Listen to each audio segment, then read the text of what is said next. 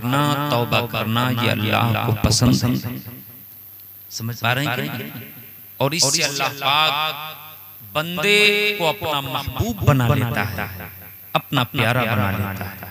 हजरात, कुल मिलाकर ये कि हमें गुनाह को छोड़ना है और नेकियों की तरफ लपकना है, यही हमारी जिंदगी का मकसद है, यही हमारी जिंदगी का मकसद है।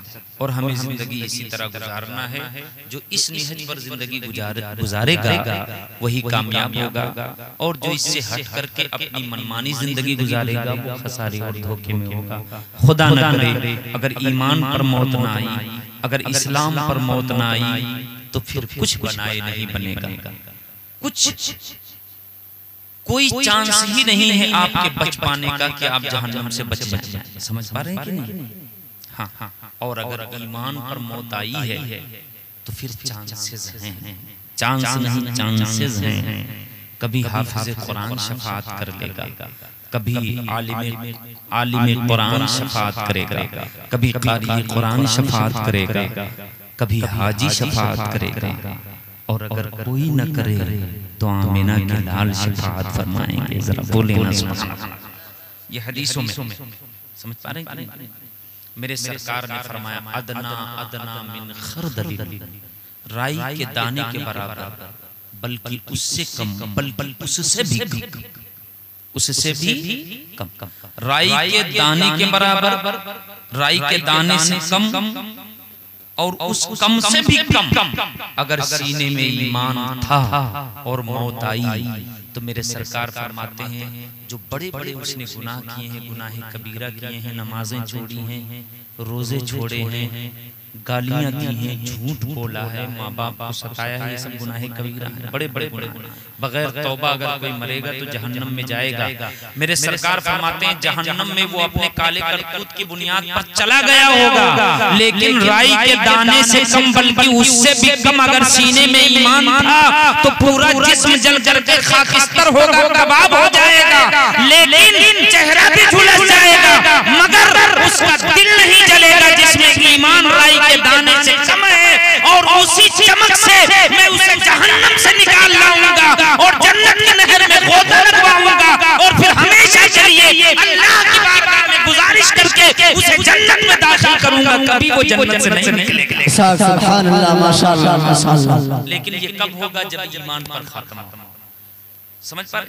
और अगर ईमान ही पर खात्मा नहीं हुआ तब कोई चांस नहीं। कोई नबी, कोई वली, कोई हाफिज, कोई कारी, कोई आलिम उसी की शफाअत कर सकता है जिसका खात्मा ईमान पर हुआ हो, और जो कुफ्र पर मरेगा उसकी शफाअत कोई कर सकता, बोलो कोई कर सकता नहीं। और उन्हीं काफिरों के बारे में अल्लाह ने फरमाया यौम ला यनफउ मालुन वला बनून,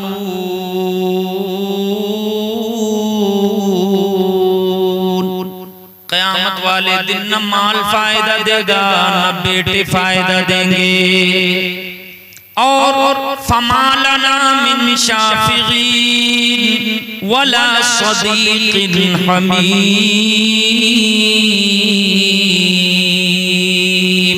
अल्लाह पाक फरमाता है काफिरों का कोई शफाअत करने वाला नहीं होगा, न कोई दोस्त काम आएगा। ला यसअलु हमीमुन हमीमा, हद तो ये है कि कोई गहरे से गहरा दोस्त उस दिन खैरियत भी नहीं पूछेगा।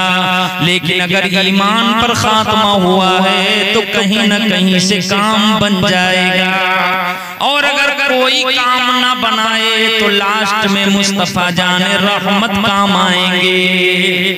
समझ पाए? लेकिन ये कब होगा? जब ईमान पर खात्मा।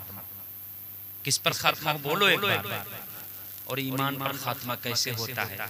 नेकियों की बरकत से, नमाजों की बरकत से, रोजे की बरकत से, माँ बाप की खिदमत की बरकत से, तौबा और इस्तिग़फ़ार की बरकत से।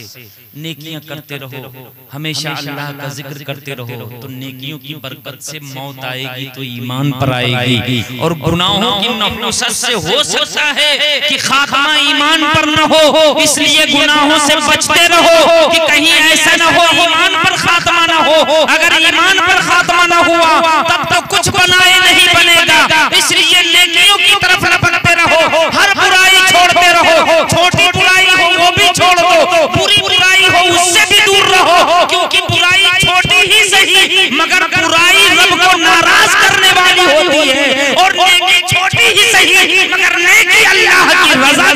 सबब होती है, अल्लाह को राजी करने का सबब हुआ करता है।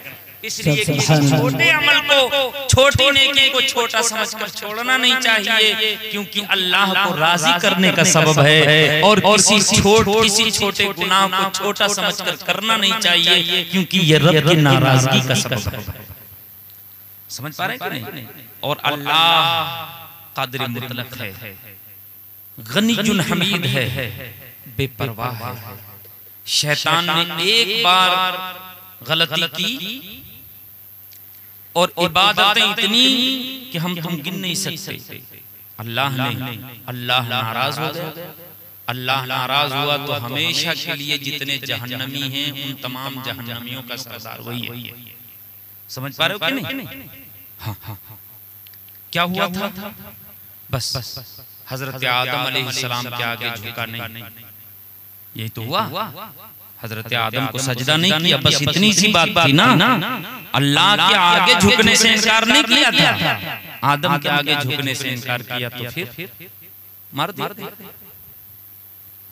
तो ये नहीं समझना चाहिए कि अपन नमाजी हो गया है, हम तबलीग करने लगे हैं, यहाँ से औरंगाबाद, दिल्ली, भोपाल, लोटिया टाठिया बिस्तरा लेकर के घूम रहे हैं, तो अब अपन को कोई टच नहीं कर सकता है।